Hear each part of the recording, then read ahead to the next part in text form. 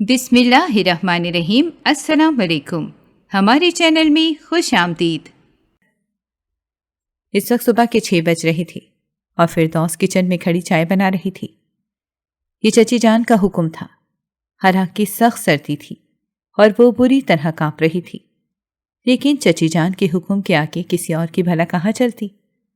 بھرا پورا گھر تھا، کئی نوکر چاکر تھے، لیکن چاچی جان کو نہ جانے فردوس سے کیا پیر تھا کہ وہ ہر کام اسی کو کہتی، بلکہ اسے نوکرانی ہی بنا کر رکھ دیا تھا۔ میں سونے جا رہی ہوں، ٹھیک 8 بجے اٹھوں گی تو مجھے چائے میری ٹیبل پر گرما گرم چاہیے، سمجھی تم؟ وہ اس وقت گھر میں داخل ہوئی تھیں، نہ جانے کہاں سے آ رہی تھیں، بالکل تیار ٹپ ٹاپ، ایسا لگ رہا تھا جیسے کسی پارٹی سے آ رہی ہوں۔ آتے ساتھ ہی انہوں نے فردوس پر آرڈر جاری کیا اور اپنے کمرے میں جا کر آرام کرنے لگی۔ کیا مصیبت ہے، اس گھر میں کسی کے آنے جانے کا کوئی وقت ہی نہیں ہے۔ چولہا بند کرتے ہوئے وہ مسلسل بڑبڑا رہی تھی۔ اسے سخت نیند آ رہی تھی، لیکن چچی جان کا حکم تھا کہ 6 بجے چائے بنے گی، تو وہ 6 بجے ہی کچن میں موجود تھی۔ اور اب جب وہ چائے بنا چکی تھی تو ایک اور حکم آیا تھا کہ چائے 8 بجے انہیں پینی ہے، سو گرم گرم چاہیے۔ اس کا دل چاہا کہ یہی گرم گرم چائے وہ چچی کے منہ پر پھینک دے اور ہمیشہ ہمیشہ کے لیے نجات پا لے، لیکن وہ صرف ایسا سوچ سکتی تھی۔ عمل کرنے کے حوالے سے وہ کافی بزدل تھی۔ کیا ہوا، کیا سوچ رہی ہیں آپ؟ آج کیا پکانا ہے، کیا کچھ لانا ہے؟ آپ مجھے سب لکھ کر دے دیں، میں ویسے ہی مارکیٹ جاؤں گا، 2-3 گھنٹے بعد تو ساری چیزیں لے آؤں گا۔ وہ سخت بھنائی ہوئی تھی کہ اسی کچن میں اندر آتے کامران کی آواز سنائی دی۔ وہ ایک نوجوان تھا اور ملازم تھا، گھر کی سودا سلف لانے کی ذمہ داری سے کی تھی۔ اس کے علاوہ بھی وہ فردوس کے چچا کے بہت کام کرتا تھا۔ اسے آئے یہاں صرف 6 مہینے ہی ہوئے تھے، لیکن وہ اپنی عادت کی بنا پر دوسروں کے دلوں میں جلد گھر کرنے والا تھا۔ مجھے کیا پتا، میں اس گھر کی مالکن تھوڑی نہ ہوں۔ جاؤ، جا کر مالکن سے ہی پوچھو، جو کہا جائے گا اس کے حوالے سے لسٹ بنا کر دے دوں گی۔ اس نے اپنا غصہ کامران پر نکالنا چاہا، لیکن جلد ہی خود پر قابو پا لیا۔ کیا ہو گیا ہے آپ کو، اس قدر کڑوا کیوں بول رہی ہیں؟ اس نے سینے پر بازو لپیٹ کر اسے دیکھا تو فردوس حیرانی سے اسے دیکھنے لگی، مانا کہ یہاں مجھ سے نوکرانیوں والا سلوک کیا جاتا ہے، لیکن اس کا یہ مطلب نہیں ہے کہ ہر کوئی مجھے نوکرانی ہی سمجھ لے۔ اس گھر کی فرد ہوں، فرد سمجھ کر ہی بات کیا کریں آپ۔ اس نے تقریباً اسے گھورتے ہوئے کہا اور کمرے سے باہر نکل گئی۔ پیچھے کامران اس کی بات پر مسکرا دیا تھا۔ وہ اپنے کمرے میں آ گئی۔ کمرہ کیا تھا، اسٹور روم نما تھا، جس میں صرف ایک پلنگ تھا۔ اسی پر بیٹھ کر وہ اپنے ماضی کو سوچنے لگی۔ آنکھیں آنسوؤں سے بھر گئیں، یہاں تک کہ دوبارہ اس کے دروازے پر دستک ہوئی۔ کون ہے، آ جاؤ۔ جی فردوس جی، میں ہوں کامران، لسٹ بنا دیں، مالکن نے بتا دیا ہے کیا بنانا ہے۔ اندر آ جاؤ، کاپی پینسل لے کر آؤ کہیں سے، میرے پاس نہیں ہے، پھر بنا دوں گی تمہیں لسٹ۔ تھوڑی ہی دیر بعد وہ کاپی پینسل لے کر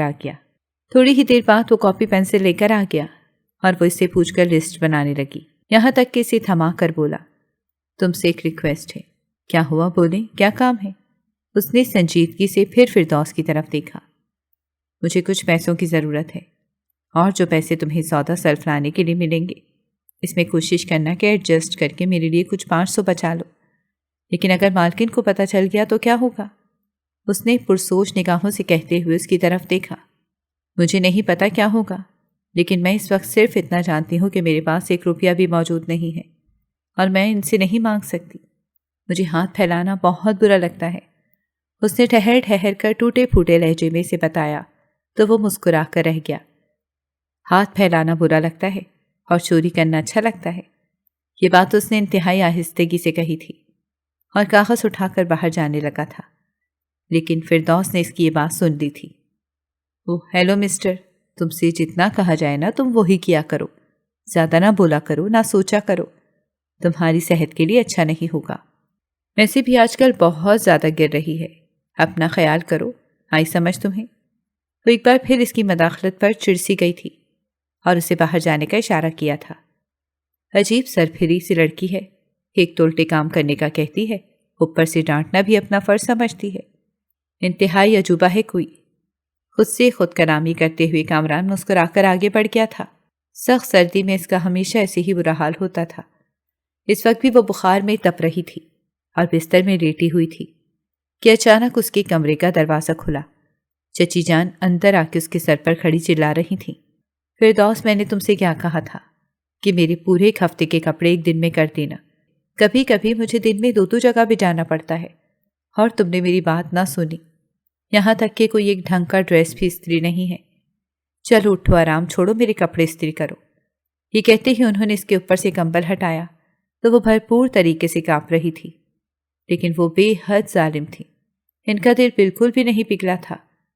اب یہ کیا تم نے نیا ڈرامہ کھڑا کیا ہوا ہے؟ بہانے نہ کرو، ڈرامے بند کرو اور اٹھ کر میرے کپڑے پریس کر دو۔ میں دوبارہ نہیں آؤں گی تمہیں کہنے کے لیے۔ چلو جلدی کرو، یہ کہہ کر انہوں نے اسے کھینچ کر اٹھایا تھا۔ وہ اچھی طرح جان گئی تھی کہ اس کا بخار زیادہ ہے اور وہ بری طرح تپ رہی ہے، لیکن پھر بھی ان کے دل میں اس کے لیے ذرا بھی رحم موجود نہیں تھا۔ میری طبیعت بالکل بھی ٹھیک نہیں ہے، مجھ سے نہیں اٹھا جا رہا، اس نے وضاحت کی۔ اس کی آنکھیں بخار سے بند ہو رہی تھیں۔ ہمت پیدا کرو اپنے اندر، ویسے بھی تمہاری شادی ہوگی، تب کیا ہوگا؟ بیمار ہو جاؤ گی تو یوں بستر پر پڑی رہو گی، گھر کو کون دیکھے گا؟ ابھی سے تمہاری تربیت ہو رہی ہے، چلو جلدی کرو۔ اور فردوس ان کی بات سن کر دکھ سے انہیں دیکھ کر رہ گئی۔ یہی تربیت اگر وہ اپنی بیٹی کی کرتی تو کیا ہو جاتا؟ اسے اچھی طرح پتا تھا کہ ان کی بیٹی اس وقت خواب و خرگوش کے مزے لے رہی تھی اور ظلم کے پہاڑ وہ اسی پر توڑا کرتی تھیں۔ دیکھا نا، ہمت کی تو ہمت آ گئی نا۔ تھوڑی دیر بعد جب وہ منہ دھو کر ان کے کمرے میں آئی تھی تو انہوں نے اسے دیکھ کر کہا تھا، لیکن فردوس نے ان کی بات کا کوئی جواب نہ دیا اور خاموشی سے تمام کپڑے استری کرنے لگی، یہاں تک کہ پورے 2 گھنٹے وہ کھڑی ہو کر کپڑے استری کر رہی تھی۔ اچانک اسے زور سے چکر آئے اور اس کا سر گھومنے لگا۔ اس نے استری وہیں چھوڑ دی۔ لیکن یہ کیا، ان کا مہنگا اور قیمتی سوٹ جل گیا تھا۔ یہ سب کچھ اس نے جان بوجھ کر نہیں کیا تھا، بلکہ چکر آنے کی بنا پر وہ تھوڑی دیر اپنے سر تھام کر بیٹھ گئی تھی۔ اسے ہوش نہیں آ رہا تھا کہ اس نے کپڑے پر ہی استری رکھ دی ہے۔ جب ہوش آیا تو یہ دیکھ کر حیران رہ گئی کہ کپڑا پورا جل گیا تھا۔ ہائے اللہ، نہ ہنجار نہ مراد، یہ تم نے کیا کر دیا؟ کام نہیں کرنا تھا تو تم پہلے ہی 100 بہانے کر رہی تھی، اور اب تو تم نے مجھے 100% یقین ہے کہ یہ کام سے جان چھڑانے کے لیے کیا ہے۔ چچی جان نہ جانے کہاں سے نمودار ہو گئی تھی۔ اپنے اتنے مہنگے اور قیمتی سوٹ کو ایک طرف سے جلا ہوا دیکھ کر غضبناک نگاہوں سے فردوس کی طرف دیکھتے ہوئے باتیں سنا رہی تھیں۔ چچی جان، میں نے جان بوجھ کر کچھ بھی نہیں کیا ہے، مجھے معاف کر دیں۔ وہ بخار میں تپ رہی تھی اور دوسری طرف چچی جان کا خوف بھی تھا۔ تمہیں پتہ بھی ہے اس کی قیمت پورے 20,000 کا جوڑا ہے۔ ٹھیک ہے، میں نہیں کرتی غصہ تم پر، لیکن ابھی کے ابھی اور اسی وقت میرے ہاتھ پر 20,000 رکھو، ورنہ پھر میرے عطاب کے لیے تیار ہو جاؤ۔ فردوس کی طرف دیکھتے ہوئے وہ چلائی تھی، یہاں تک کہ تمام ملازم بھاگ کر وہاں آ گئے تھے۔ یہ معاملہ کیا ہے؟ میں نے آپ کو پہلے ہی بولا تھا کہ مجھے بخار ہے، چکر آئے تو میرا سر گھومنے لگا، بس اسی دوران یہ جل گیا۔ میں نے جان بوجھ کر کچھ بھی نہیں کیا ہے۔ چچی جان کے چیخنے چلانے پر وہ تھر تھر کانپنے لگی اور اس کی آنکھوں میں بے پناہ آنسو موتی کی طرح جھلملانے لگے۔ زبان درازی کرتی ہو، غلط کام بھی کرتی ہو، آخر خود کو سمجھتی کیا؟ یہ کہتے ہی چچی جان کا غصہ تیز ہو گیا اور انہوں نے فردوس کو بالوں سے پکڑ کر گھسیٹنا شروع کر دیا۔ خدا کے لیے مجھے معاف کر دیں، میں نے کچھ نہیں کیا ہے۔ وہ بلک بلک کر رو رہی تھی اور ان سے معافی مانگ رہی تھی، لیکن وہ کسی طور پر معاف کرنے کے لیے تیار نظر نہیں آ رہی تھی۔ مرو، اب اندر نہ تمہیں کھانا ملے گا نہ پانی ملے گا، تب تمہیں احساس ہوگا کہ کسی کا اتنا قیمتی جوڑا جلانے کی کیا سزا ہوتی ہے۔ انہوں نے اسے کال کوٹری میں بند کر دیا تھا، جو چھت پر بنا ایک کمرہ ہی تھا، اور اس میں پورے گھر کا کاٹ کباڑ رکھا ہوا تھا۔ سخت سردی کا موسم تھا، ٹھنڈی ہوا آ رہی تھی۔ انہوں نے اسے اندر دھکیل کر دروازہ بند کیا، تالا لگایا اور چابی اپنے پرس میں رکھ لی، یہاں تک کہ تمام ملازموں کو خبردار کیا، کوئی بھی اس کی مدد نہیں کرے گا، اور کسی کو میں نے اس کی مدد کرتے ہوئے دیکھ لیا تو پھر اس کا بھی یہی انجام ہوگا، سمجھے تم؟ اب سب لوگ دفع ہو جاؤ اور اپنے کام پر، مجھے کوئی بھی انسان فارغ نہ نظر آئے۔ تم اب سب لوگ دفع ہو جاؤ اپنے کام پر، مجھے کوئی بھی انسان فارغ نظر نہ آئے۔ یہ کہتے ہی وہ زور زور سے چلانے لگی اور تمام ملازم اپنے کاموں کی طرف متوجہ ہو گئے۔ ان تمام ملازموں میں کامران کہیں بھی موجود نہیں تھا۔ شاید وہ کہیں گیا ہوا تھا، ورنہ وہ اس قدر ظلم دیکھ کر آواز ضرور اٹھا تھا۔ اس کی فطرت میں حق کے خلاف آواز اٹھانا شامل تھا۔ شام ہوتے ہی وہ گھر میں داخل ہوا اور کچن کی طرف نظر دوڑائی تو اسے کہیں بھی نظر نہیں آئی، یہاں تک کہ اس نے پاس سے گزرتی حلیمہ سے پوچھا، سنو حلیمہ، فردوس نظر نہیں آ رہی، کہاں ہے؟ فردوس بی بی اوپر کال کوٹری میں ہے۔ اس نے آہستگی سے اشارے سے اسے بتایا۔ کال کوٹری میں؟ پر وہاں کیوں؟ میں نے تو سنا ہے کہ وہ وہاں جانے سے ڈرتی ہے، تو پھر اب رات کے اس وقت کچھ سمجھ نہیں آ رہا مجھے۔ اس نے آگے بڑھ کر ناسمجھی سے اس سے پوچھا، کامران، آپ کو نہیں پتا کہ فردوس کو مالکن نے کال کوٹری میں بند کر دیا ہے؟ اور وہ تو صبح سویرے ہی بند کر دیا تھا، شاید آپ گھر پر نہیں تھے، ورنہ تو پورے ملازموں کو یہ بات پتا ہے۔ انہوں نے سختی کی ہے کہ کوئی بھی اس کی مدد نہ کرے، ورنہ وہ میرا سخت عذاب بھگتے گا۔ حلیمہ نے اسے ڈراوا دیتے ہوئے کہا، تو کامران نے اس کی بات کو چٹکیوں میں اڑا دیا۔ تم بس مجھے بتاؤ کہ تالا لگا ہوا ہے اور چابی اس وقت کہاں ہے؟ جی ہاں، تالا لگا ہوا ہے اور مالکن نے چابی اپنے پرس میں رکھی ہوئی ہے۔ اب مالکن کے پاس تو درجنوں کی تعداد میں پرس ہیں۔ تم مجھے رنگ بتاؤ، کون سے رنگ کا پرس تھا؟ باقی میں خود دیکھ لوں گا۔ اور ہاں، تم اپنا منہ بند رکھنا، کسی کو کچھ بھی نہ بتانا، ایسا سمجھ لو کہ میں نے کچھ پوچھا ہی نہیں۔ اس نے حلیمہ کو ڈراتے ہوئے کہا تو اسے رنگ بتانے لگی اور پھر اندر کی طرف چلی گئی۔ آسمان پر جب رات گہری ہونے لگی اور اس سے اطمینان ہو گیا کہ تمام لوگ سو گئے ہیں، تو اس نے سب سے پہلے ایک تھال میں آج کا کھانا نکالا، 2 روٹیاں رکھی، ٹرے کو ڈھکا اور اپنی جیب سے چابی نکال کر چھت کی طرف روانہ ہو گیا۔ چابی نکالنے کے لیے اسے زیادہ محنت نہ کرنی پڑی، وہ سیدھا چچی جان کے کمرے میں چلا آیا تھا۔ نگینہ بیگم، یہ میں کچھ سامان لے آیا ہوں، کچھ پیسے بچے ہیں، انہیں کہاں رکھوں؟ وہ جیسے ہی اندر داخل ہوا تو وہ چہرے پر کوئی ماسک لگائے، آنکھوں پر کھیرا رکھے آرام فرما رہی تھی۔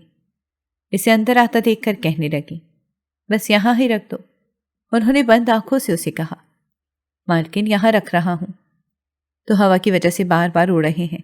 آپ کا پرس کدھر ہے؟ میں اسی میں ڈال دیتا ہوں، آپ کو بھی آسانی سے مل جائیں گے اور پیسے ادھر ادھر بھی نہیں ہوں گے۔ چچی جان نے آنکھ سے کھیرا ہٹاتے ہوئے اسے حیرانی سے دیکھا، لیکن دوسرے ہی لمحے ہاتھ سے پرس کی طرف اشارہ کیا۔ اس وقت تک کھیرا ہٹا کر دیکھتی رہی جب تک اس نے پرس میں پیسے نہ ڈال دیے، لیکن یہ کامران کے ہاتھ کی صفائی ہی تھی کہ وہ ان کی طرف دیکھ کر مسکرا کر انہیں باتوں میں لگا گیا اور ان کی آنکھوں کے سامنے ہی پرس سے چابی نکال کر چھت کی طرف قدم بڑھا دیے۔ اس نے تالا کھول کر دروازے پر دستک دی۔ کون ہے؟ نظر نہیں آتا، باہر سے بند ہے۔ کیا مجھے شوق ہوا ہے یہاں اس گندگی کال کوٹری میں بند ہونے کا؟ دستک پر وہ چڑسی گئی۔ فردوس جی، میں ہوں، دروازہ کھولیں۔ فردوس نے آگے بڑھ کر جب دروازہ کھولا تو اسے اپنی بصارت پر یقین نہ آیا۔ کامران، تم یہاں کیا کر رہے ہو؟ آہستہ بولیں، کوئی سن لے گا۔ یہ لیں، کھانا کھا لیں۔ مجھے معلوم ہے کہ آپ کی چچی نے آپ کو کھانا نہیں دیا ہے، آپ صبح سے بھوکی ہوں گی۔ کہتے ساتھ ہی اس نے پلیٹ آگے بڑھائی۔ تم کیوں آئے ہو یہاں؟ چچی کو پتہ چلے گا تو مجھے زندہ زمین میں گاڑ دیں گی۔ اسے بس یہی فکر سوار تھی۔ کوئی کچھ نہیں کر سکتا، فکر نہ کریں، بس کھانا کھائیں۔ مجھے جیسے ہی ملازمہ نے بتایا میں آپ کے لیے کھانا لے کر حاضر ہو گیا۔ اس نے اسے وضاحت دی۔ کوٹری کا دروازہ کھلا ہوا تھا، البتہ کوٹری میں لائٹ نہیں تھی۔ اس نے ہاتھ میں لالٹین پکڑے ہوئے جس کی روشنی میں فردوس کھانا کھا رہی تھی۔ تمہارا بہت شکریہ، تم کبھی کبھی میری بہت زیادہ کام آتے ہو، جیسے کل تم نے مجھے 500 روپے بچا کر دیے اور آج میرے لیے کھانا لائے ہو۔ کہتے ساتھ ہی اس کی آنکھوں سے آنسو بہنے لگے اور الفاظ اس کی زبان پر ہی دم توڑ گئے۔ پر وجہ کیا بنی آپ کو یہاں بند کرنے کی؟ اس نے اس سے پوچھا۔ کچھ نہیں، طبیعت ٹھیک نہیں تھی، پچھلے کچھ دنوں سے بخار چل رہا تھا، آج بھی تھا۔ کپڑے پریس کرنے کا کہا، مجھے چکر آئے اور سوٹ جل گیا، بس یہی وجہ بنی۔ وہ ٹھہر ٹھہر کر اسے سب بتانے لگی۔ یہ تو بہت برا ہوا، آپ کو کہنا چاہیے تھا میری طبیعت ٹھیک نہیں ہے۔ اپنے حق کے لیے آواز اٹھانا تو سیکھیں۔ کامران نے اسے سمجھانا چاہا۔ میں یتیم ہوں، نہ میری کوئی سنتا ہے، جب سے آنکھ کھولی ہے یہی سب کچھ دیکھتی چلی آ رہی ہوں، اب تو عادت ہو گئی ہے۔ اس دوران پلکوں سے آنسو ٹوٹ کر اس کے گالوں پر گرا تھا اور یہ منظر کامران نے بہور دیکھا تھا۔ اس کا دل مچل گیا تھا اور اسے فردوس کے لیے بہت زیادہ برا لگ رہا تھا۔ اسی دوران انہیں چھت کی سیڑھیوں پر آہٹ محسوس ہوئی تو فردوس کے کان کھڑے ہو گئے۔ وہ روحان سی ہو کر اسے کہنے لگی، کامران تم یہاں سے چلے جاؤ، یہاں کیوں کھڑے ہوئے ہو؟ میرے ساتھ تمہاری بھی شامت آ جائے گی۔ جانتے تو ہو اپنی مالکن کے انداز و اطوار کو، تم بھی پھنس جاؤ گے۔ یہ کہتے ہی اس نے اسے ہاتھ جوڑ کر جانے کا اشارہ کیا، اس سے پہلے کہ وہ باہر نکلتا، رات کے اندھیرے میں کہیں گم ہو جاتا۔ چچی جان سیڑھیاں چڑھ کر ان دونوں کو دیکھ چکی تھیں۔ کامران کے ہاتھ میں تھال تھی اور وہ کھانے کی پلیٹ پاس رکھ کے روشنی فراہم کر رہا تھا۔ اس سے پہلے کہ وہ چھپنے کے لیے نکلتا، چچی جان نے ان دونوں کو دیکھ لیا تھا۔ کیا ہو رہا ہے یہاں؟ اور کامران تم یہاں کیا کر رہے ہو؟ یہ دروازہ کیسے کھل گیا؟ گرجدار آواز میں کہتے ہوئے انہوں نے چھت کی لائٹ جلائی تو ہر طرف روشنی پھیل گئی۔ فردوس کو لگا کہ اب وہ کبھی اگلا سانس نہیں لے پائے گی۔ میری ناک کے نیچے یہ کھیل چل رہے ہیں۔ تم دونوں فردوس، تم اتنا گر جاؤ گی، میں نے کبھی سوچا بھی نہیں تھا۔ آگے بڑھ کر انہوں نے اسے بالوں سے کھینچا اور زمین پر پٹخ دیا، یہاں تک کہ اس کی چیخ برآمد ہوئی۔ چچی جان مجھے چھوڑ دیں، آپ جو سمجھ رہی ہیں ویسا بالکل بھی نہیں ہے۔ وہ دونوں ہاتھوں سے ان سے اپنے بال چھڑانے لگی اور بلک بلک کر انہیں اپنی سچائی بتانے لگی۔ سمجھتی کیا ہو تم خود کو؟ ہمارے گھر میں فحاشی کے اڈے کھول کر بیٹھو گی اور ہمیں کچھ پتہ نہیں چلے گا؟ رات کے اس پہر کسی مرد کا تمہارے ساتھ اس کال کوٹری میں موجود ہونا صرف ایک ہی بات کو رنگ دیتا ہے، اور وہ یہی ہے کہ تم ملازم کے ساتھ رنگ رلیاں منا رہی تھیں۔ تمہیں شرم سے ڈوب مرنا چاہیے۔ میں نے تمہیں سزا دی اور تم نے کیا کیا؟ تم نے الٹا ہم سب کو شرم کے مارے سر جھکا دیا۔ چچی جان اسے مسلسل گھسیٹ کر مرکزی ہال میں لے آئی تھی، جہاں تمام ملازم جمع ہونے لگے تھے، یہاں تک کہ چچی جان کی بیٹی، ان کی بہو، چچا جان سب کھڑے ہو کر تماشا دیکھنے لگے۔ میں نے ایسا کچھ بھی نہیں کیا ہے، کامران صرف مجھے کھانا دینے آیا تھا، اس کے علاوہ اور کوئی بات نہیں ہے۔ اس نے انتہائی آہستگی سے آنسو بھری آواز میں وضاحت دی۔ چچا جان میرا یقین کریں، ایسا کچھ بھی نہیں ہے، آپ کامران سے پوچھ لیں۔ بتاؤ نا کامران، گواہی دو میرے کردار کی، تم صرف مجھے کھانا دینے آئے تھے نا؟ اس نے التجائیہ انداز میں کامران کی طرف دیکھا تو وہ خاموشی سے چچا جان کو دیکھنے لگا۔ جب میں نے منع کیا تھا کہ کوئی سے بات چیت نہیں کرے گا اور کھانا نہیں دے گا، تو کامران کس حق سے تمہیں کھانا دینے آیا تھا؟ کیا تعلق ہے تمہارا اس سے کہ وہ تمہارے لیے اس حد تک پہنچ گیا؟ چچی جان نے شعلہ بار نگاہوں سے اسے دیکھتے ہوئے ایک تھپڑ رسید کی کہ وہ دور جا گری۔ بس اس کا یہی حل ہے کہ تم اپنی ان رنگ رلیوں کو نکاح کا نام دے کر اس گھر سے دفع ہو جاؤ، ورنہ ہم سے برا کوئی نہیں ہوگا۔ یہ چچا جان کا بیٹا تھا جس کی غیرت جاگ اٹھی تھی۔ اس کی غیرت اس وقت نہیں جاگی تھی جب وہ اپنی ماں کو خود اپنی آنکھوں کے سامنے اس پر ظلم کرتے دیکھتا تھا، لیکن اس وقت اس کی غیرت اس کی آنکھوں میں واضح طور پر نظر آ رہی تھی۔ کیا شادی؟ میں کامران سے شادی کیسے کر سکتی ہوں؟ میرا سے کوئی تعلق نہیں ہے۔ ان کے قدموں میں گر کر گڑ گڑانے لگی، معافی مانگنے لگی۔ تم اس کے ساتھ رنگ رلیاں منا سکتی ہو لیکن شادی نہیں کر سکتی۔ واہ، تم تو انتہائی کوئی گری ہوئی لڑکی ہو۔ چچی جان نے اسے دھکا دیتے ہوئے تنک کر کہا۔ مجھے معاف کر دیں چچی جان، میں نے ایسا کچھ بھی نہیں کیا ہے، پھر بھی آپ مجھے معاف کر دیں۔ میں کامران سے شادی نہیں کرنا چاہتی، میں یہی رہنا چاہتی ہوں۔ وہ بار بار ان کے آگے ہاتھ جوڑ رہی تھی، یہاں تک کہ چچا جان کے پاس جا کر بھی اس نے یہی کہا۔ فردوس، تم نے میرے بھائی کی عزت کو خاک میں ملا دیا ہے، اب دفع ہو جاؤ اس گھر سے۔ یہ کہہ کر انہوں نے اس کا ہاتھ پکڑ کر جیسے ہی اسے دھکا دینے کی کوشش کی تو کامران آگے بڑھا اور اس نے فردوس کو سہارا دیا۔ میں فردوس سے شادی کرنے کے لیے تیار ہوں۔ کامران کی بات سنتے ہی فردوس پھٹی پھٹی نگاہوں سے اس کی طرف دیکھنے لگی۔ یہ تم کیا کر رہے ہو کامران؟ تمہارا یہ احسان ان سب کی نظروں میں مجھے مجرم بنا دے گا، میں کہیں کی نہیں رہوں گی۔ اس نے ایک دم سے اس کا ہاتھ چھوڑا اور دوبارہ سے اپنے چچا جان کے قدموں میں گر گئی۔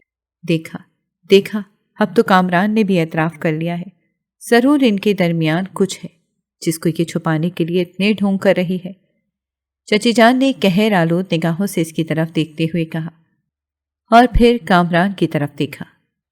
اٹھاؤ اپنی گند کی گٹھری کو یہاں سے اور دفع ہو جاؤ، آئندہ کبھی پلٹ کر ہمیں منہ بھی نہ دکھانا۔ یہ ان کا بیٹا تھا جو فردوس کو مارنے کے لیے جیسے ہی آگے آیا تو کامران نے اس کا ہاتھ پکڑ لیا۔ خبردار، جو فردوس پر کوئی بھی ہاتھ اٹھائے گا تو مجھ سے برا کوئی نہیں ہوگا۔ اس نے سب گھر والوں کو حیران کر دیا۔ تو تم معمولی نوکر اب ہم پر حکم چلاؤ گے؟ تو ہمارے غلام ہو اور ہم پر ہی شیر ہو رہے ہو۔ چچا جان نے آگے بڑھ کر کامران کو جیسے ہی گریبان سے پکڑنا چاہا تو کامران نے ان کا ہاتھ جھٹک دیا۔ میں لعنت بھیجتا ہوں آپ کی نوکری پر، مجھے کوئی ضرورت نہیں ہے اب آپ کی نوکری کرنے کی۔ کہتے ساتھ ہی اس نے فردوس کا ہاتھ تھاما اور اسے تقریباً گھسیٹتے ہوئے اس گھر سے چلا گیا۔ وہ اسے ایک ٹیکسی کروا کر فلیٹ میں لے آیا تھا اور پورا راستہ فردوس روتی رہی تھی۔ تمہیں کیا ضرورت تھی مجھ سے نکاح پر راضی ہونے کے لیے؟ تمہیں اندازہ بھی ہے کہ تم نے میری زندگی کو کس قدر مشکل بنا دیا ہے؟ لیکن وہ خاموشی سے بیٹھا رہا یہاں تک کہ نکاح خواہ آ گئے۔ فردوس نے بالکل مشینی انداز میں سارے مراحل طے کیے اور قبول ہے کہا۔ نکاح کے بعد کامران جیسے ہی اس کے قریب آیا وہ بھڑک اٹھی۔ تمہاری وجہ سے ہوا ہے سب، نہ تم میری مدد کرتے، نہ تم مجھے کھانا دینے آتے اور نہ ہی تم مجھ سے نکاح کے لیے راضی ہوتے۔ تو کیا کرتا؟ ہاں، تمہیں چھوڑ دیتا ان کے رحم و قدم پر جو تمہیں مارنے کے در پر تھے۔ اور اس کے پاس بیٹھ کر اسے سمجھانے لگا اور جیسے ہی اس کا ہاتھ تھامنے لگا اس نے اس کا ہاتھ جھٹک دیا۔ دور ہو جاؤ میری نظروں سے، میں تمہیں دیکھنا بھی نہیں چاہتی۔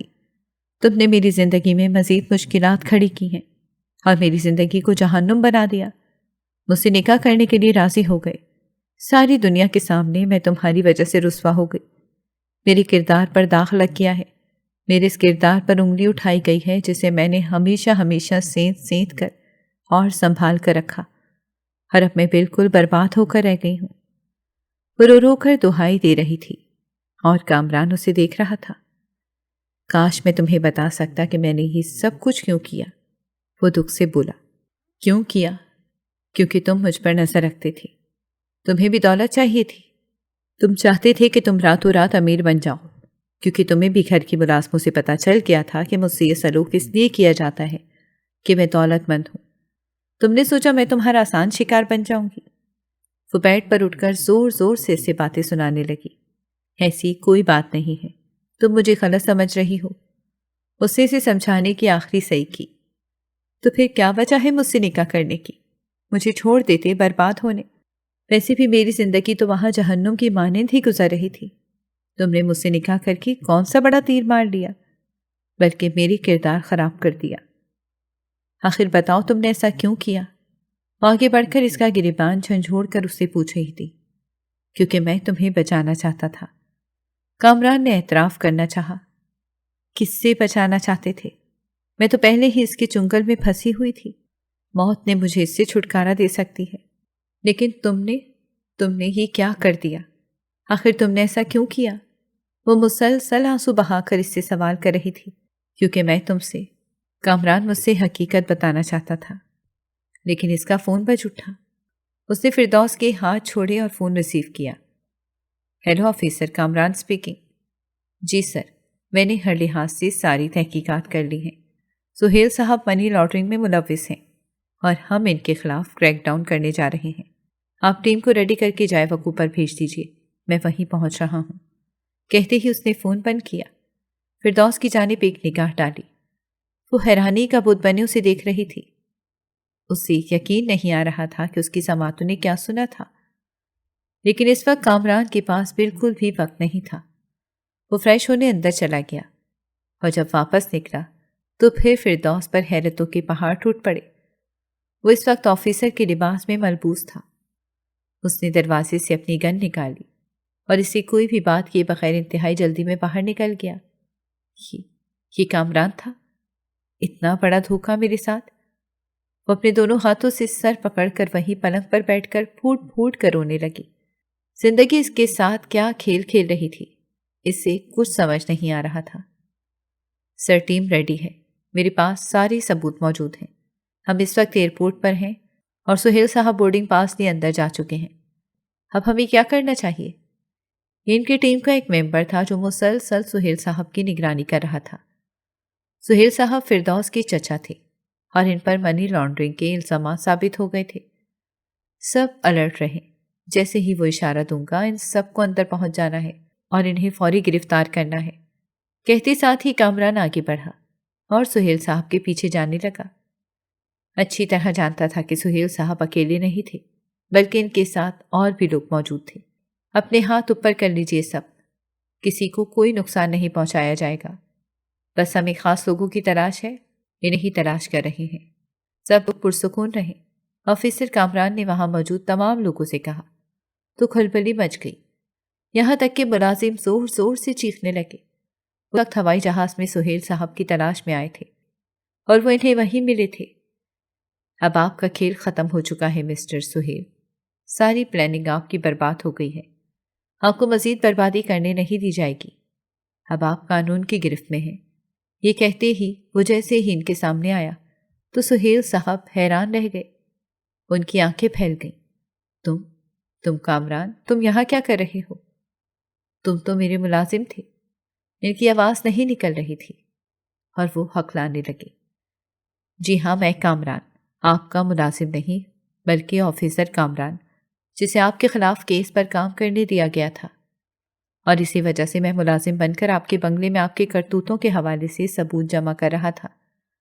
اب آپ کا کھیل ختم ہو چکا ہے، آپ مجھے گرفتاری دے دیں، ویسے بھی کوئی فائدہ نہیں، یہاں چاروں طرف ہماری ٹیم پھیلی ہوئی ہے۔ یہ کہتے ہی وہ بندوق تان کر آگے بڑھا اور ان کے ہاتھوں میں ہتھ کڑیاں پہنا دی۔ میں تمہیں نہیں چھوڑوں گا، میں تم سے اس کا بدلہ ضرور لوں گا۔ تم مجھے جانتے نہیں، میرے بہت اونچے ہاتھ ہیں، یہ سارے اونچے ہاتھ میں اپنے شکنجے میں لے لیں گے۔ تب تمہیں اندازہ ہوگا کہ تم نے سہیل صاحب پر ہاتھ ڈال کر کتنی بڑی غلطی کی ہے۔ وہ اسے للکار رہے تھے۔ خاموش رہیے سہیل صاحب، ورنہ آپ کا ایک ایک لفظ آپ کے خلاف مقدمات کی لائنز لگا سکتا ہے۔ اس نے ہنستے ہوئے ان کے کان میں کہا تو سہیل صاحب کی بولتی ہی بند ہو گئی۔ اب آپ کو تھانے جا کر پتہ چلے گا کہ آپ اتنے عرصے سے آزاد کیوں گھوم رہے تھے، کیونکہ ہم نے آپ کو چھوٹ دے رکھی تھی۔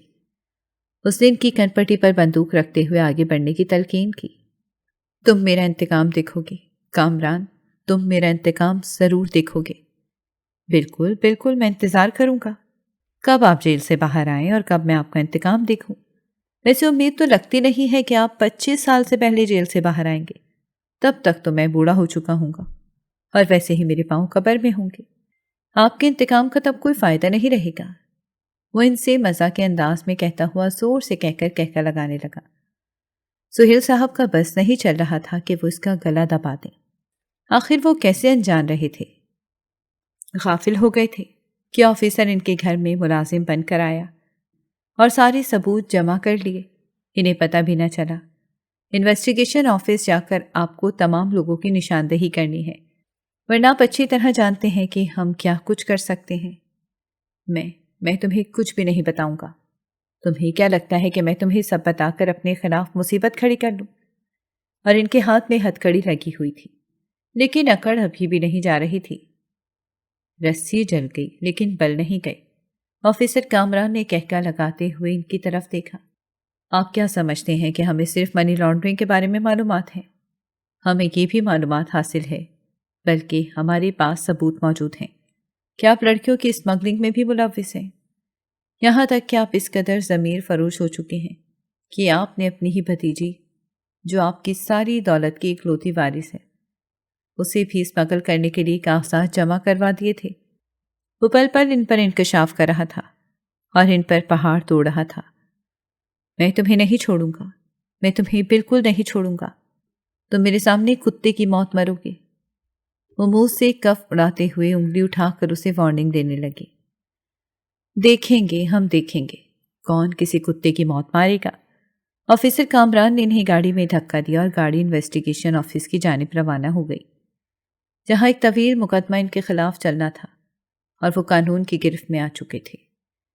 بہت زبردست کامران، تم نے ایک بہت بڑے شخص پر ہاتھ ڈالا ہے۔ اس کا پورا مافیا ہل کر رہ گیا ہے۔ مجھے تم پر فخر ہے کہ تم میری سرپرستی میں اس قدر بہترین مشن کامیابی سے ہمکنار کیا ہے۔ یہ آفیسر رانا صاحب تھے جو کامران کی پرفارمنس کے بہت زیادہ متاثر ہوئے تھے۔ سر، مجھے پتا تھا کہ سہیل صاحب سب سے زیادہ کمزور کڑی ہیں۔ انہوں نے خود کچھ بھی نہیں کمایا، بلکہ اپنے بھائی سلیم صاحب کی دولت پر قبضہ کیا ہے۔ اس وجہ سے انہیں کوئی تجربہ نہیں تھا۔ میں نے انہیں ہی نشانہ بنایا اور نتیجہ آپ کے سامنے ہے۔ اور اسے کامران نے سادگی سے کہا، بہت خوب، بہت خوب۔ مجھے لگتا تھا کہ تم اس کیس میں بہت آگے جاؤ گے۔ تم نے بہت اچھی ریسرچ کی تھی اور آج یہ ریسرچ ہمارے کام آئی۔ وہ تو ایئرپورٹ سے بھاگ رہے تھے، لیکن تم نے موقع پر وہاں پہنچ کر جو چوکا مارا ہے وہ قابل دید ہے۔ انہوں نے آگے بڑھ کر اسے گلے لگاتے ہوئے کہا تو وہ مسکرا دیا۔ اب میرے پاس تمہارے لیے ایک بہت اچھی خبر ہے، تمہاری ترقی ہو گئی ہے۔ تمہیں گھر گاڑی دی جائے گی، بلکہ کل ہی تمہیں الاٹ کر دیے جائیں گے اور تم وہاں شفٹ ہو سکتی ہو۔ یہ خبر سنتے ہی اس کی آنکھیں حیرت سے پھیل گئیں۔ کیا واقعی؟ اسے یقین نہیں آ رہا تھا۔ ہاں، بالکل سچ، اور یہ حقیقت ہے۔ میں نے آگے بڑھ کر اس کا کندھا تھپ تھپایا۔ ویسے ہم کل ہی تمہاری طرف آئیں گے، مجھے تم سے ایک بہت ضروری بات کرنی ہے۔ آفیسر نے اس کی طرف دیکھ کر معنی خیز انداز میں مسکراتے ہوئے تو وہ کھجل ہو کر انہیں دیکھنے لگا۔ سر کرے نہ بات، کیا بات ہے؟ میں آپ کے سامنے حاضر تو ہوں۔ نہیں، یہ وقت مناسب نہیں ہے، اور ویسے بھی یہ جگہ بالکل بھی ٹھیک نہیں ہے ایسی باتوں کے لیے۔ میں تمہیں کل بتاؤں گا کہ میرے کیا خیالات ہیں۔ انہوں نے اس کے سر پر شفقت سے ہاتھ رکھتے ہوئے کہا تو اسے آفیسر رانا صاحب سے اپنے والد صاحب کی خوشبو آنے لگی۔ آج اگر والد صاحب زندہ ہوتے تو بہت زیادہ خوش ہوتے، اور وہ ان سے اپنی فیلنگز شیئر کرنے لگا۔ بالکل خوش نہیں ہوتے، بلکہ فخر بھی کرتے۔ ان کا بیٹا بالکل ان پر ہی گیا ہے۔ انہوں نے آفیسر پرویز کو یاد کرتے ہوئے کہا تو کامران کی آنکھوں بھی نم ہونے لگیں۔ چلو پھر کل ملتے ہیں، کچھ دیر ریسرچ کی باتیں بھی کر لیں گے، اور پھر تم سے ایک ضروری بات بھی تو کرنی ہے۔ انہوں نے اس کا کندھا تھپکا کر کہتے ہوئے باہر قدم بڑھا لیے۔ آخر ایسی کیا بات ہے کہ جو وہ صرف گھر پر ہی کر سکتے ہیں اور یہاں نہیں؟ وہ سوچ کر باہر نکل گیا۔ سوچ کر وہ تھک گیا اور کوئی کڑی اس کے ہاتھ نہ لگی۔ وہ گھر آیا تو بالکل خاموشی چھائی ہوئی تھی۔ فردوس، اس نے اندر آ کر سوئچ آن کیا اور اسے آواز دی۔ اسے کہیں بھی نظر نہیں آ رہی تھی۔ فردوس، کہاں ہو تم؟ اس نے دوبارہ سے اسے آواز دی اور جیسے ہی بالکنی کا دروازہ کھولا تو وہاں گھٹنوں پر سردی آسمان کا نظارہ کر رہی تھی۔ کیا ہوا، ٹھیک ہو نا تم؟ کھانا کھایا تم نے؟ فریزر میں ہر چیز موجود تھی۔ وہ فکر مندی سے اس کے پاس آ کر بیٹھ گیا اور اس سے پوچھنے لگا، میری فکر کرنے کی ضرورت نہیں ہے۔ یہ کہتے ہی وہ اٹھ کر جانے لگی۔ کامران نے اس کا ہاتھ پکڑ لیا۔ اب تو تمہیں اندازہ ہو جانا چاہیے کہ میں کون ہوں۔ تمہیں شکر کرنا چاہیے کہ تمہارے ملازم سے شادی نہیں ہوئی ہے۔ مسکرا کر کہتا وہ اس کے پاس آیا تو وہ اسے دیکھ کر رہ گئی۔ تم بہروپیے ہو، تم دھوکے باز ہو۔ ملازم ہوتے تو بھی تمہیں قبول کر لیتی، لیکن تم نے مجھے دھوکہ دیا۔ تم کامران نہیں بلکہ آفیسر کامران ہو، اور یہ بات مجھے شادی کے بعد پتہ چلی ہے۔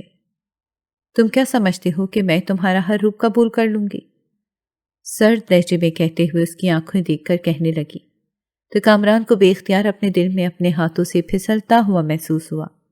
پہلے دن کی دلہن شوہر کو اس طرح ڈانٹتی ہوئی بالکل بھی اچھی نہیں لگ رہی ہے۔ اس نے کندھوں سے تھام کر اسے اپنے پاس کرنا چاہا تو فردوس نے اس کا ہاتھ جھٹک دیا۔ میں آپ کی بیوی نہیں ہوں اور نہ ہی میں آپ کی دلہن ہوں۔ یہ شادی آپ نے زور زبردستی سے میرے ساتھ کی ہے، بلکہ مجھے اس جال میں پھنسایا ہے۔ میں کبھی اس شادی کو نہیں مان سکتی۔ انہیں کہتے ہی وہ کمرے سے باہر آ گئی اور کامران اسے دیکھ کر رہ گیا۔ کیوں اتنی مشکلات کھڑی کر رہی ہو تم؟ اچھی طرح جانتی ہو کہ میں نے یہ سب کچھ کیوں کیا، کیونکہ آپ نے یہ سب مجھے ابھی تک نہیں بتایا۔ میں پوچھ کر تھک چکی ہوں۔ ایسے لگتا ہے کہ میری ذات بے وقت ہے۔ اللہ نے مجھے ایسی ہی دنیا میں بے مول پیدا کیا ہے۔ میری کوئی حیثیت نہیں ہے۔ جب جسے چاہتا ہے مجھے استعمال کر لیتا ہے، میری زندگی کے فیصلے خود کر لیتا ہے۔ وہ ایک بار پھر سے رو پڑی تھی اور رو کر اس کی آنکھیں سوجی ہوئی تھیں۔ کامران کو بے اختیار اپنا دل دکھتا ہوا محسوس ہوا۔ بس بھی کر جاؤ، اور کتنا روگی اور کتنے آنسو بہاؤ گی؟ تم سے شادی اس لیے نہیں کی ہے کہ تم ساری عمر روتے ہی رہو۔ پھر سے اس کے قریب آیا۔ سہیل صاحب کون ہے اور تم آفیسر کامران ہو؟ یہ بات تم نے مجھ سے کیوں چھپائی؟ بالآخر جو سوال اس کے ذہن میں تھے وہ اس کی زبان پر ٹھہرے۔ قسم سے بہت تھک گیا ہوں، ایک چائے پلا دو، پھر سب بتا دوں گا۔ سر میں بہت درد ہو رہا ہے۔ اس نے موضوع تبدیل کرنا چاہا۔ وہ اسے دکھ بھری حقیقت نہیں بتانا چاہتا تھا۔ تو موضوع تبدیل کرنا چاہتے ہو تو صاف صاف کہہ دو کہ میں نہیں بتانا چاہتا۔ ویسے بھی میری کیا اہمیت ہے تمہاری نظر میں اچھی طرح جانتی ہوں۔ وہ ناراض ہونے لگی اور اندر کی طرف جانے لگی۔ اچھا بابا، مجھے پتا ہے تم چائے کیوں بناؤ گی۔ میں تمہارا ملازم تھا، تم تھوڑی میری ملازم تھی۔ چلو میں خود ہی چائے بنا لیتا ہوں۔ یہ کہہ کر اس نے زبردستی چائے بنائی اور 2 کپوں میں ڈال کر کمرے میں لے آیا۔ یہ لو گرم گرم چائے۔ ویسے لوگ میری چائے کی بہت تعریف کرتے ہیں۔ اس کے برابر میں بیٹھتے ہوئے اس نے انتہائی محبت سے کہا تو فردوس اسے دیکھ کر رہ گئی۔ تھوڑی سی تردد کے بعد اس نے چائے کا کپ اس کے ہاتھ سے لے لیا۔ تھینک یو مدام، یہ عزت بخشنے کے لیے۔ صرف اس لیے بخشی ہے تاکہ تم مجھے ساری بات بتاؤ، ورنہ میں تمہیں کبھی بھی شوہر کے روپ میں قبول نہیں کروں گی۔ وہ اپنی دھن میں کہتی چلی گئی اور کامران کا کہکا بلند ہوا، یعنی بلیک میلنگ چل رہی ہے۔ وہ خوشگوار موڈ میں نظر آ رہا تھا، لیکن فردوس کے موڈ پر کوئی اثر نہ پڑا۔ اچھا بابا، اب اس قدر خطرناک نگاہوں سے دیکھو گی تو دل تھامنا پڑے گا۔ بتاتا ہوں کہتے ساتھ ہی اس نے چائے کا گھونٹ بھرا، سائڈ پر رکھا، پھر اس کے ہاتھ تھاما۔ میں آفیسر کامران ہوں اور پرویز کامران کا بیٹا ہوں، انویسٹیگیشن آفیسر ہوں، خطرناک قسم کے کیسز حل کرتا ہوں۔ تمہاری چچا سہیل صاحب منی لانڈرنگ میں ملوث تھے۔ انہوں نے تمہارے والد کی ساری دولت پر قبضہ کیا ہوا تھا، جو کہ ایک جانے مانے بزنس مین تھے اور پاکستان کے بڑے بزنس مینوں میں ان کا شمار ہوتا تھا۔ یہ کیس میرے ہاتھ میں آیا، میں ملازم بن کر ان کے گھر ان کے خلاف ثبوت جمع کرنے لگا۔ کہتے ساتھ ہی اس نے جملہ ادھورا چھوڑ دیا۔ بتاؤ نہ، رک کیوں گئے؟ وہ جو غور سے اسے سن رہی تھی اس کے جملہ ادھورا چھوڑنے پر جیسے بیزار ہوئی۔ لڑکیوں کی اسمگلنگ میں بھی ملوث تھے، یہاں تک کہ انہوں نے تمہارے کاغذات بھی بنوا لیے تھے اور تمہیں بھی وہ UK اسمگل کرنا چاہتے تھے۔ یہ خبر سنتے ہی اس کے ہاتھ سے چائے کا گرم کپ پھسل گیا اور اس کے ہاتھ کو جلا گیا۔ اللہ اکبر، یہ کہتے ہی کامران نے فوراً اس کا ہاتھ تھاما اور فرسٹ ایڈ باکس نکال کر اس میں سے کریم لگانے لگا۔ بہت درد ہو رہا ہے نا تمہیں؟ وہ اسے دیکھ کر پوچھنے لگا۔ جو کچھ تم نے ابھی بتایا ہے، اس درد کے آگے یہ درد تو کچھ بھی نہیں ہے۔ اس کی آنکھیں ایک بار پھر سے چھلک پڑی۔ جو حقیقت ہے وہ میں نے تمہارے سامنے رکھی ہے، لیکن اب تم بچ گئی ہو، یہی وجہ تھی تم سے نکاح کرنے کی۔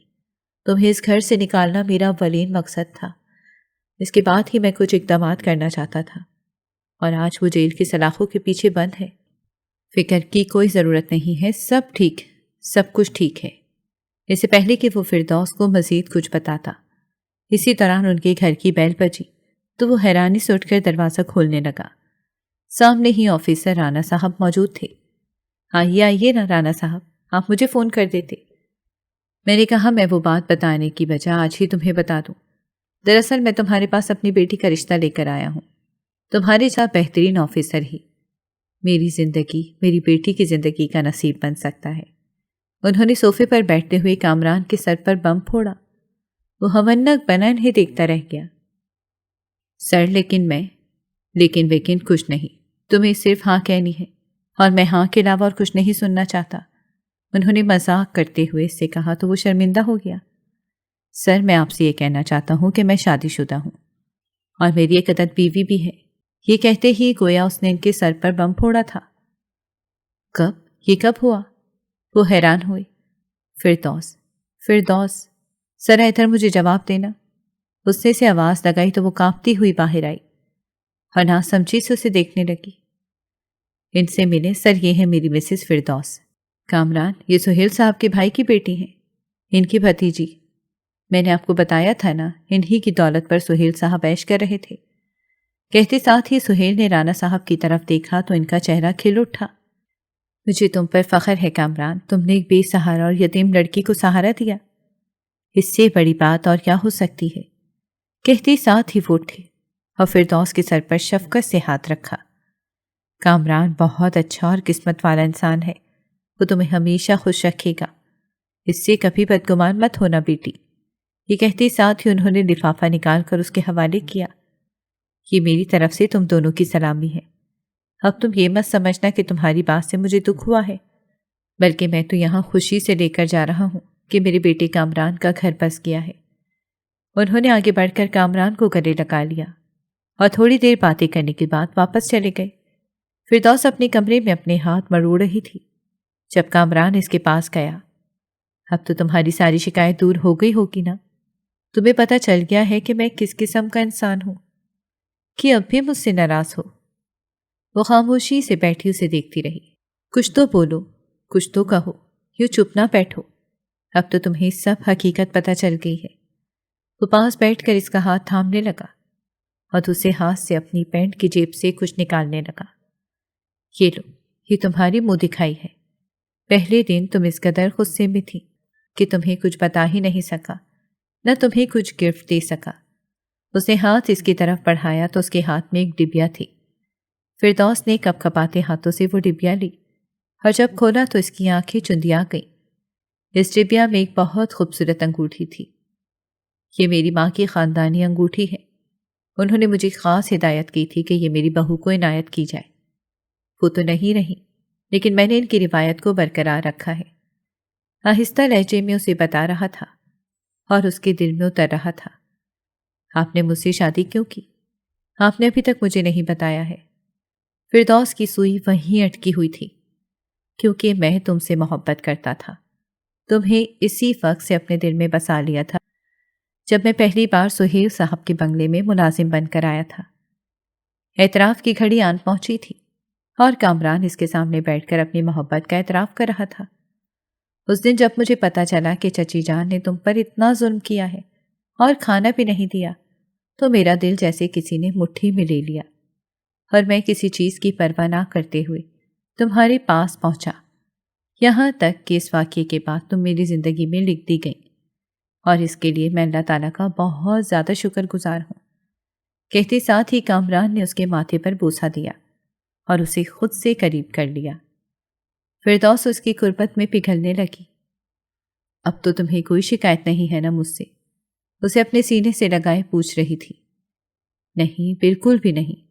آپ نے ثابت کر دیا ہے کہ آپ واقعی میں آفیسر کامران، آپ نے میری عزت کی حفاظت کی ہے۔ اس سے زیادہ پڑھ کر میرے لیے اور کیا بات ہو سکتی ہے؟ آنکھیں بند کر کے اس کے سینے سے سر ٹکائے وہ جذب سے کہہ رہی تھی، بس آپ مجھ سے ناراض مت ہونا، مجھ سے دور مت جانا، ورنہ میری جان پر بنائے گی۔ اعتراف کے لمحے جی رہا تھا۔ نہیں جاؤں گی، ہمیشہ آپ کے پاس ہی رہوں گی۔ اس نے اس کے سینے سے سر اٹھا کر اس کی آنکھوں میں دیکھ کر کہا۔ کامران مسکرا دیا اور دوبارہ سے اپنے سینے میں بھینچ دیا۔ کائنات ان کے ملن پر مسکراتی اور ان کے دل شاد ہو گئے۔ وہ دونوں ایک دوسرے کے نصیب میں لکھے جا چکے تھے اور ان کو ایک ہونے سے کوئی نہیں روک سکتا تھا۔